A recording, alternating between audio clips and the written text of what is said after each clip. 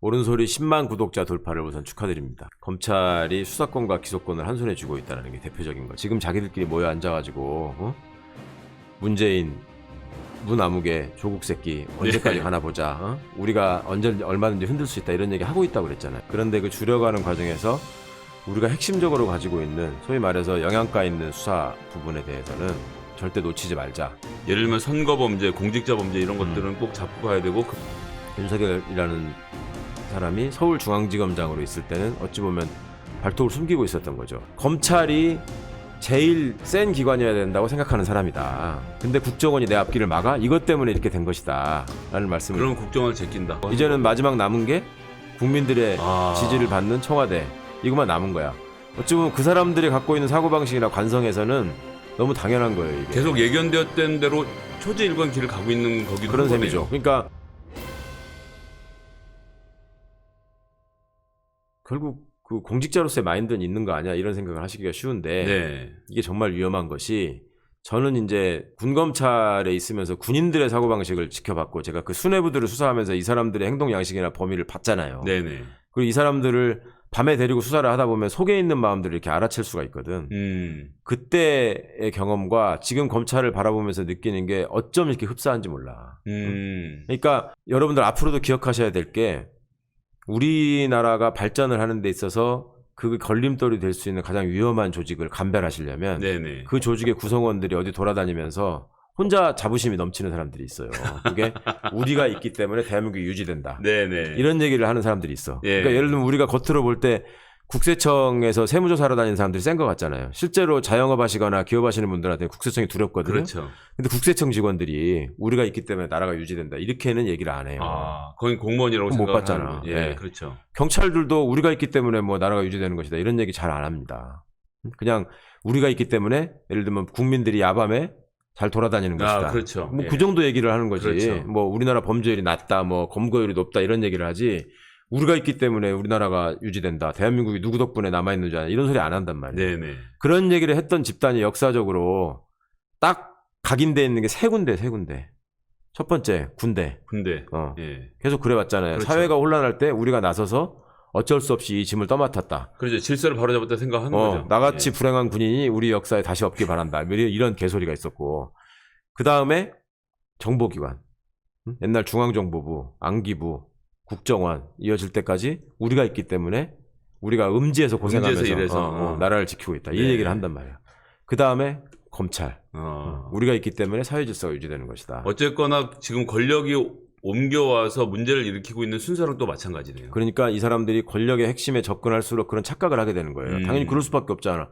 최고 권력자하고 거래를 하니까 우리가 있기 때문에 이 사람이 이렇게 할 수 있는 거야. 그렇죠. 이런 생각을 한단 말이에요. 그러니까 지금 드러나는 현상들을 보시면 검찰이 저렇게 뻔뻔하게 룸사롱 접대 액수를 막 이렇게 줄여가면서 맞추고 네.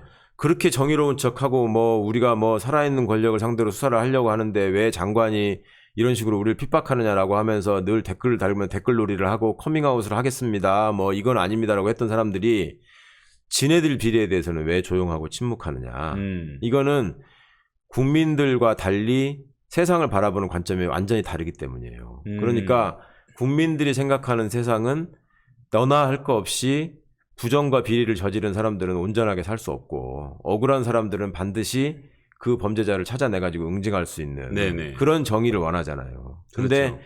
검찰이 생각하는 세상은 그게 아니고, 검찰이 앞장서서 사회를 끌고 나가고 검찰이 제시하는 방향대로 그 방향이 곧 정의라고 국민들이 믿고 따르는 세상, 그걸 꿈꾼단 말이에요. 뭐 선출직을 해본 적도 없고 고시를 봐서 20몇 살에 영감님 소리 듣고 나이 먹은 사람들의 사고방식인 거네요. 그리고 그간에 이제 조그마한 검사 때부터 쭉 커나가는 과정에서 선배들의 무용담을 전설처럼 듣게 되는데, 다른 데서도 제가 여러 군데 말씀드렸지만 소위 그 조직 내에서 이름 있는 검사를 소개할 때 네. 어떠한 상황에서 국민들을, 그러니까 피해자의 억울함을 풀어주기 위해서 자신의 안위를 돌보지 않고 정말 밤잠 안 자고 수사를 해가지고 이런 말하자면 그 몰입애들을 일망타진했다. 이런 전설을 갖고 있는 사람은 없어요. 그냥 세간에 알려져 있는 유명 인사들. 응? 이 사람 내가 저분이 누구 구속한 사람이야. 응? 하다못해 이제 그런 족보가 없으면 연예인 누구라도 얘기를 하는 거야. 어? 야 옛날에 그 저기 여자 연예인 누구 음주운전했잖아. 네. 저 형이 한 거야. 아. 기소할 때. 그런 걸 자랑하는. 그런 게 훈장이군요. 그런 걸 본인들한테. 집단이란 말이에요. 네. 그러면은 밑에서 시작하는 그 초보 직장인으로서의 평검사 입장에서 뭐를 꿈꾸고 기대하겠습니까? 어? 나도 언젠가는 저 힘센 사람 멱살을 한번 잡고 이름을 내 타이틀을 그걸로 만들어야지. 그 생각을 당연히 하지 않겠어요? 내가 누구를 꺾었는지가 자기의 급을 그렇죠. 표시해 주는 거네요. 그걸 표시하는 거지. 예. 그러니까 그렇게 치면 이제 윤석열 총장 같은 경우는 나는 박근혜를 현직 대통령을 꺾은 사람이다라는 검찰 내에선 최고의 칭호를 갖고 있는 사람이었겠네요. 본인 입장에서는 자기가 검찰이 그동안 꿈꿔왔던 모든 것들을 이뤄가고 있는 상황에 있는 거지. 그러니까 이명박, 박근혜, 그 다음에 검찰이 국민적인 인식으로 볼 때도 넘을 수 없는 벽처럼 보였던 대법원장을 구속했단 말이에요. 네. 그 다음에 경제 분야의 총수라고 할 수 있는 이재용. 그러니까 특검에서부터 삼성을 타겟팅하고 그거를 쭉 이어가고 있었던 그 사람들이 결국 특검팀에 파견 나가 있거나 윤석열의 수하였던 네. 이런 사람들이 다 등장하는 이유가 제가 아까 말씀드린 것처럼 우리가 사회를 선도하고 이끌고 유지하는 사람들이라는 생각. 우리가 제일이다. 어? 그 다음에 우리만큼 이렇게 배울 만큼 배우고 이렇게 정비되어 있는 인재가 모여있는 조직이 있느냐. 네. 이 마인드가 아하. 과거 군사정권의 하나회가 갖고 있던 마인드가 똑같은 거야. 완전히 똑같아. 옛날에 춘추전국 시대에 한 나라씩 점령해 가면서 영토를 넓혀가는 개념으로 지금 수사를 접근했구나 이런 생각이 드네요. 결국은 그렇게 의도를 하고 하나씩 플랜을 짜서 했는지는 뭐 더 알아봐야 될 문제이겠습니다만은 지금 큰 틀에서 볼 때 제가 말씀드린 이 사람들의 사고방식이나 본인들이 살아온 모습, 그 조직의 속성에서 지금 드러나고 있는 현상하고 제가 보기에는 그냥 그대로 그 트랙을 따라가고 있는 거예요. 그럼 뭐 지금에 있어서 문재인 정부를 쳐야 된다라는 것은 뭐 숙명적으로 그들에겐 할 수밖에 없는 일이 일종의 되는 거네요. 본인들한테 마지막 남은 이제 마지막 남은 산인 거지. 다 해봤고 그것만 해보면 그거만 되는 남으면 거죠. 이제 그거만 하면 우리가 1등이다. 그러니까 예전 같으면 살아있는 권력의 부패를 수사했는데 지금은 권력이 살아있으니까 수사를 하겠다. 이렇게 입장을 바꾼 거 그러니까 아닙니까? 모양새가 지금 과거에 국민들이 가지고 있었던 일종의 트라우마가 있단 말이에요. 네. 검찰은 권력의 문 앞에만 가면은 잣대가 구부러지더라. 응? 흐물흐물해지더라. 이런 기억들을 갖고 있잖아요. 네네. 그거를 마치 청와대를 상대로 모든 일을 벌이기만 하면 그것이 정의로운 것이고 그것이 살아있는 권력을 상대로 하는 것처럼 이렇게 언론을 동원해서 현혹하고 있지 국민들은. 네. 그러니까 국민들이 보기에는 그냥 이렇게 깊은 관심이 없이 일상에 바쁜 분들이 보기에는 아니 뭐 옛날에는 청와대 수사도 못하고 바보같이 이렇게 굴더니 지금 보니까 윤석열 앞장서가지고 뭐 잘하는구만 이렇게 생각하고 착각하시는 분들이 있단 말이에요. 그걸 그렇죠. 또 언론이 열심히 그쪽의 시각에서 부추기면서 중계를 하고 서로 이제 짝짝꿍이 맞아가지고 가니까 네네. 그런 거에 속으시는 분들이 많죠. 근데 아. 실질을 보게 되면 누구를 타겟으로 해서 어떤 기관을 대상으로 해서 저게 덤비느냐가 중요한 게 아니고 그런 과정을 통해서 어떤 권력형 비리들을 적발해내고 그걸 통해서 사회를 얼마큼 맑게 하고 권력이 정도를 걸어갈 수 있게 했느냐. 그게 중요한 거잖아요. 그런 비전은 없는 거네요. 그럼. 그러니까 살아있는 권력을 상대로 했으면 거악을 발견해야 되고 그 거악이라고 하는 것을 뒤에 살아있는 권력이 있기 때문에 거악과 싸우는 그렇죠. 검찰로서의 가치가 있는 것이지 그렇죠. 거악이 없는데 그냥 권력을 가지고 국민들한테 위임받는 권력을 행사하는 기관을 상대로 계속 삿대질을 해가면서 우리는 살아있는 권력을 향해서 지금 싸우는 거다. 이건 살아있는 권력이 그러니까 하고 있는 거악이 뭐냐고. 지금 이 사람들이 밝혀낸 게 뭐예요?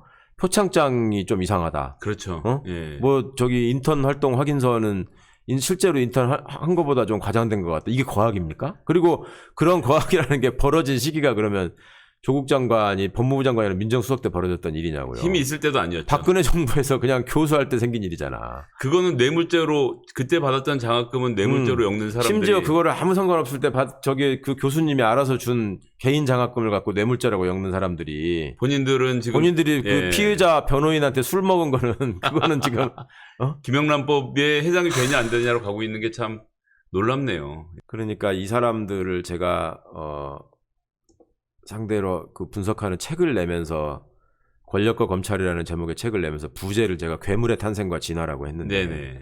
정말 흉측한 괴물이 돼 있는 겁니다. 그리고 괴물들끼리 모여 있으니까 자기들끼리는 그 잘생긴 얼굴인지 알고 있는 거고 다른 사람들이 멀끔하게 잘생긴 얼굴을 보면은 쟤들은 왜 저렇게 멀끔해? 저건 뭔가 잘못된 거야. 이렇게 지금 가고 있는 거예요. 이건 굉장히 위험한 일이고, 그리고 지금 벌어지고 있는 일련의 현상들이 결국 이 사람들이 보기에 이제 기득권을 여기서 놓치면 영원히 회복할지 모른다라는 불안감이 지금 굉장히 많이 차올라온 거죠. 그렇기 때문에 윤석열 총장 휘하 윤석열을 따르는 사람들이 쿠데타에 가까운 반란을 계속 획책을 하고 있는 상황이 되는 거네요. 그러니까 그것도 잘 보셔야 될 게, 그게 윤석열이 좋아서 윤석열에 충성하느라고 검찰 집단이 이렇게 하고 있는 게 아니에요. 정확히 말씀드려요. 정교하게 말씀드리면 네. 윤석열과 한 배를 탄 사람들이 있죠. 일군의 무리들이 있습니다. 네. 그 사람들이 이제 계속 언론이나 이런 데 숨어가지고 뭐 검찰 관계자는 뭐 이런 식의 해서 그 일종의 여러 가지 얘기를 흘리는 사람들. 그렇죠. 예, 지금 예. 이제 징계 과정에서도 많이 보시지 않았어요? 뭐 절차가 어떻네, 뭐 내부에서 뭐 한동훈이 어떻게 했네, 심재철이 어떻게 했네, 박은정은 어떻게 했네, 이런 얘기 이제 흘리고 다니는 사람들. 네네. 그런 집단들은 이제 언론하고 유착돼가지고 그렇게 계속 정치질을 해오던 검사들의 집단이 있는 것이고, 네. 그 외에 여타의 검사들은 이제 부안해동하는 측면이 있는데, 이 사람들이 마음속으로 우리는 윤석열 총수를 중심으로 해가지고 어떻게든 결사옹위해야 된다, 그 생각으로 똘똘 뭉쳐 있느냐? 그 100% 그렇지는 않다고 봐요. 그러니까 그렇게 해서 결사옹위 할 수밖에 없는 조직들이 있고, 그 외에 나머지 사람들은 얘들은 불안한 거야. 내가 그동안에 검사라는 명함 하나만 들고 다니면서도 누릴 수 있었던 어떤 지위가 있었는데, 그게 지금 윤석열이라는 사람이 벌인 오버 때문에 무너지고 있어요. 응? 그리고 그러니까 전관으로 나가면 1년에 10억씩 벌어야 되는데 이러다가는 아무것도 놓칠 없을 수도 것 있어. 같고. 예. 그러니까 보세요.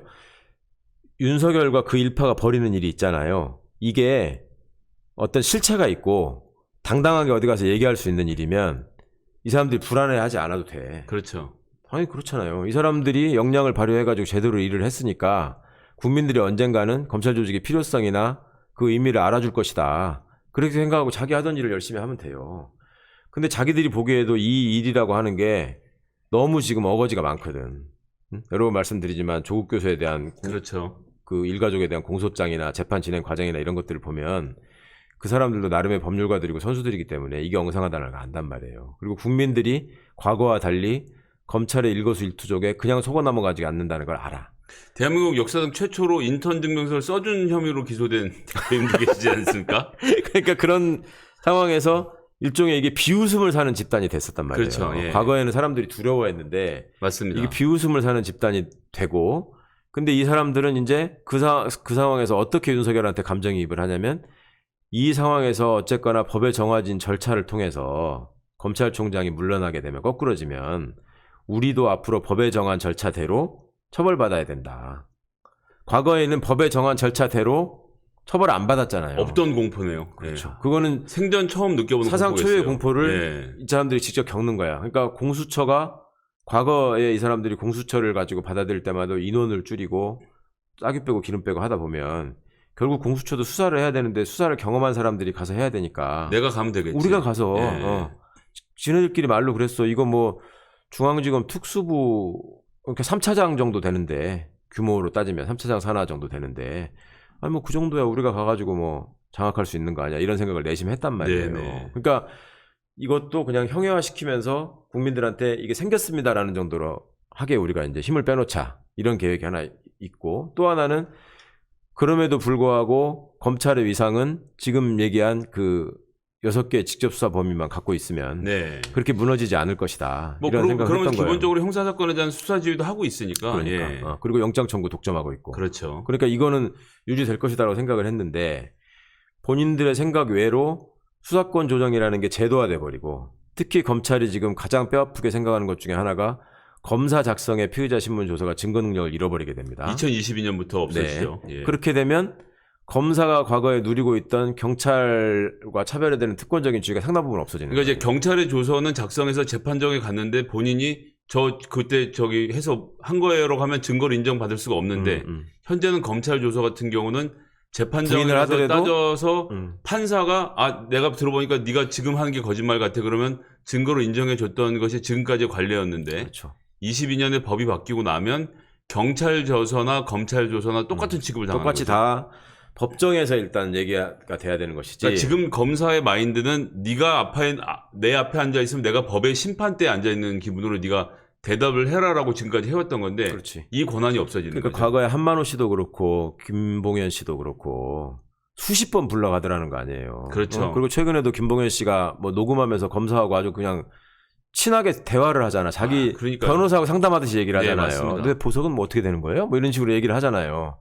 그것들이 밀실에서 조서를 작성하고 그 조서가 증거가 될 수 있는 권한을 갖고 있기 때문에 가능했던 일이란 말이에요. 네. 그게 없어지는 거야.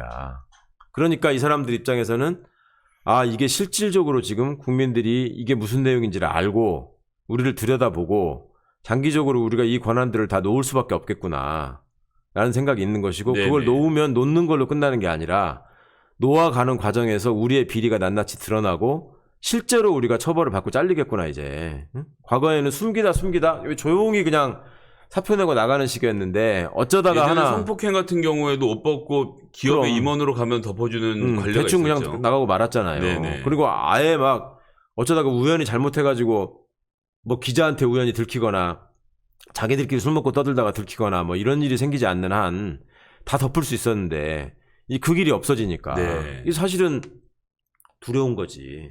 공수처 얘기가 한참 논의되고 이제 하는 과정에서 제가 청와대 들어가기 전에 네. 법조에 있는 이제 법원 검찰에 있는 후배들을 만나서 얘기를 들어볼 거 아니에요. 그러면은 그 친구들이 뭐라 그러는지 알아? 판사들이 형님 공수처가 생기면 누가 제일 많이 처벌받을까요? 응? 그러면은 그래도 뭐 당연히 네가 답을 알고 지금 얘기하는 거 아니야. 그러니까 하여튼 검사들은요 정말 물방고기반이에요. 뭐 이렇게 이제 얘기를 하는 거야. 검사들이 공수처 생기는 걸 제일 두려워하는 사람이 누군지 아십니까? 그래서 누구? 그러면 판사들이에요. 왜요? 검사들은 자기들은 열심히 수사해서 어쨌거나 범죄자를 만들어서 보내는데 판사가 정관 변호사들의 로비를 받아가지고 다 풀어준다라고 네. 주장하고 생각하고 믿어. 응? 그러니까 예를 들면 뭐 정몽구, 뭐 이건희, 이재용 이런 사람들이 구속됐잖아요. 한 번씩 최태원. 네네. 근데 그 사람들 다 풀려 나오잖아. 집행유예나 이런 걸로. 그러면 이 그렇죠. 사람들은 지네들이 수사를 하면서 빼준 거는 얘기를 안 하고 어떻든 우리는 구속 기소하지 않았냐. 근데 그걸 풀어주는 건 법원이다. 응? 그리고 법원은 지들끼리 그냥 이 카르텔이 있어가지고 대법관 출신 변호사, 뭐 형사부장 출신 변호사, 고등법원장 출신 변호사 이런 사람들이 오면 다 해석해서 풀어준다. 그것이 법원이 부패했다는 증거로 여러 군데서 얘기를 했어요. 사법개혁의 과정 네네. 때마다 검찰이 그 얘기를 합니다. 그 주제를 가지고.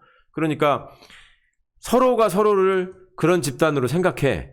근데 검찰 입장에서 양승태 씨가 저지른 그 말도 안 되는 농단 때문에 법원을 완전히 한번 꺾어 밟았잖아요. 그렇죠. 그러니까 이게 정말로 이제 우리가 정점에 올랐다라고 생각하는 상황에서 국민들이 검찰의 실체를 알게 되고 얘네들 이대로 놔두면 안 되겠다.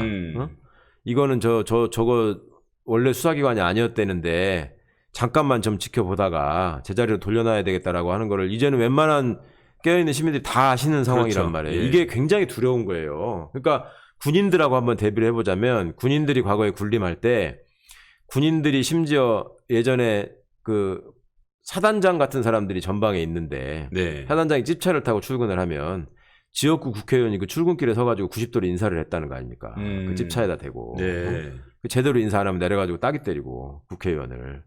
그러던 시절이었단 말이에요. 근데 그 사람들이 어느 정도 세월이 지나다 보니 사람들이 저게 군인들이 저렇게 하면 안 되는데 군인들은 저렇게 할 권한이 없다는데 그리고 저것들이 알고 보니까 육사 출신 몇 명에서 짬짬을 해가지고 끼리끼리만 해먹는 거지 다른 군인들은 또 힘들게 산다는데 그 쟤들이 그 내부에서 신망을 다 받는 것도 아니라는데 이런 것들을 국민들이 알게 되고 네. 알고 보니까 저것들은 그냥 단순 무식하게 힘만 가지고 사람들을 제압하려고 하는 거지 어떤 정교한 생각이나 깊은 지식 같은 것도 없다는데 이런 거를 알게 되면 본인들이 사람들로부터 인정받을 수 있는 범위가 확 줄어들잖아요.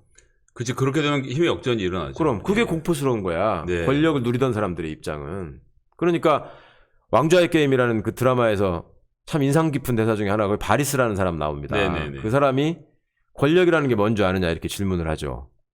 그 권력이 누구에게 있느냐. 그러니까 대답을 못하니까 권력은 사람들이 권력이 있다고 믿는 곳에 있다. 이런 명대사를 합니다. 그러니까 그게 계속 여기가 대단한 뭔가를 갖고 있는 것처럼 보여야 되는 거예요. 권력을 유지하고자 하는 집단은.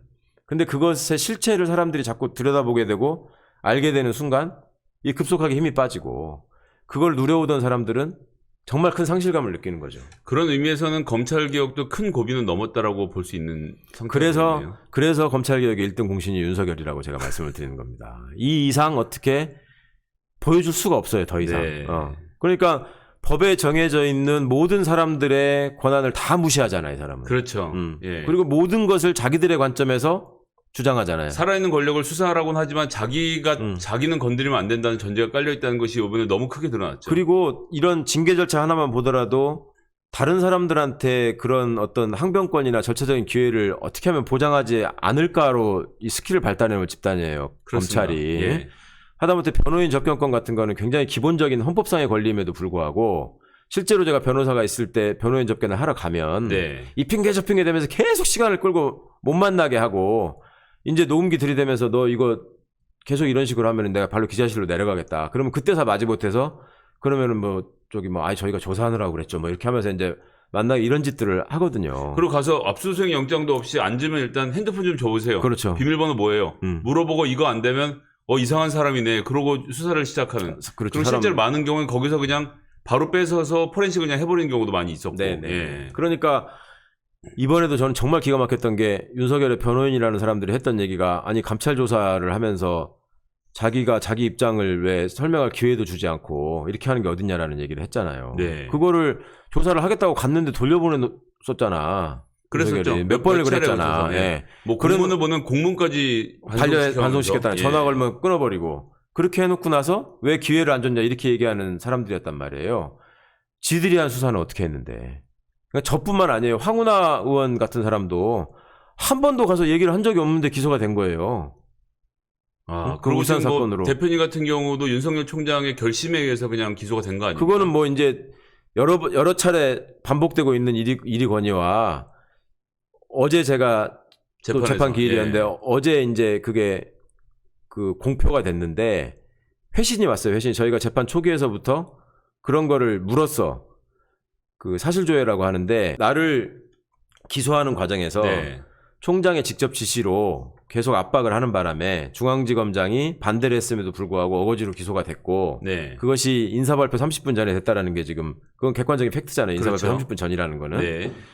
그 이루어진 과정에서 중앙지검장이 이의제기를 했다고 그때 보도가 됐단 말입니다. 그러니까 그 이의제기한 내용을 제출해라. 네네. 이렇게 요구를 했는데 계속 미루다가 지난주에 드디어 그게 도착을 했어요. 근데 거기 내용을 보면 이거는 검찰총장의 직접 지시로 검찰총장이 인사발표 전에 반드시 기소하라고 했다. 이렇게 명시적인 지시를 했다는 거예요.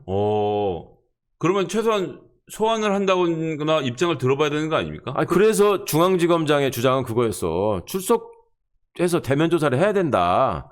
그렇지 않고 하는 거는 이게 지금 나중에 두고두고 문제가 된다. 대면 조사를 혹시 거부하신 거는? 아니 그러니까 그때 그 전에 지네들이 무슨 출석 요구서 이상하게 만들어서 보내놓고 피의자인데 출석 요구에 응하지 않아가지고 자기들이 한 것이다 이런 식으로 변명을 했잖아요. 네. 그래서 제가 늘 얘기했던 게 내가 피의자로 된 날이 며칠이냐 날짜를 대라. 그럼 이제 그 위에 형제 이렇게 붙어있어야 되는데 그걸 끝까지 얘기를 못했단 말이에요. 그게 이번에 확인이 됐는데 그것도 1월 9일이야. 네. 1월 9일. 근데 저를 1월 22일 날 기소를 했고 그렇죠. 그 전에 출석 요구서들은 다 고전해 왔단 말이에요. 네네. 그러니까 명백히 피의자가 아닌 사람한테 효력이 없는 출석 요구서를 보냈던 것이고 그러니까 중앙지검장은 아니 이게 지금 피의자로 출석 요구도 한 번도 안 하고 입건을 해갖고 대면 조사를 해라. 그게 왜냐하면 내부 규정에도 그렇게 하도록 돼 있거든요. 수재번호에서 형제번호로 전환을 하면.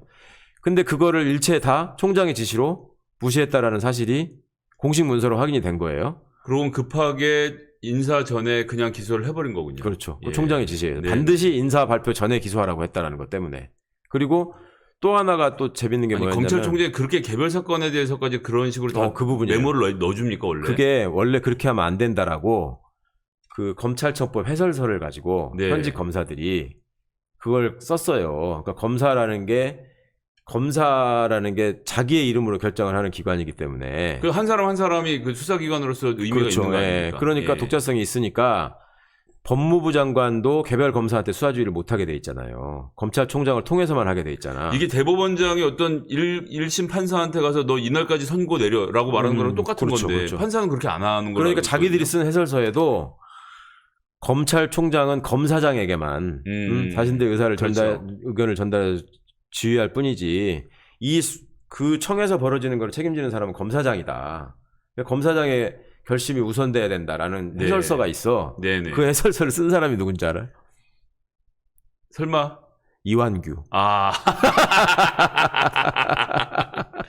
그래놓고 잘도 저기 변호를 하고 있군요, 지금. 그러니까 이게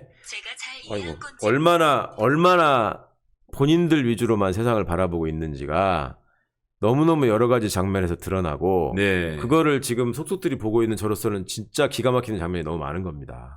그래서 이거를 뭐 하루아침에 다 알려드릴 수도 없고 이런 기회가 될 때마다 이제 한두 가지씩 말씀을 드리는 건데 어제 이제 아주 웃지 못할 기사가 하나 나왔잖아요. 그러니까 이 사람들이 그동안의 징계에 대해서 항변하는 과정을 보시면 실체를 가지고 뭐 나 감찰 방해한 적 없다. 한동훈 보호하기 위해서 수사 방해한 적 없다. 뭐 이런 얘기를 강조해서 언론 플레이를 한 게 아니라 무슨 뭐 징계위원을 기피 신청을 해야 된다. 뭐 기록 복사를 왜 안 해주냐. 뭐 6명이냐 7명이냐 이런 거 뭐 시간이 없네. 뭐 예비위원으로 있는데 왜 안 채우냐. 심지어는 뭐 예비위원으로 임은정 검사가 들어가 있다. 이게 다 음모다라는 식으로 막 가짜뉴스 퍼뜨리고 이런 짓들을 계속 했었단 말입니다. 그게 이제 실체에 대해 자신이 없으니까. 그리고 마음속으로 제일 불안하고 캥겼던 게 국정감사장에서 얘기했던 거 있잖아요. 국민을 위해서 봉사하겠다라고 발언한 거. 이게 이제 저기 홍석현 씨 만난 거나 모든 문제하고 다 연결이 될 수밖에 없는 얘기 아닙니까? 정치행보하고.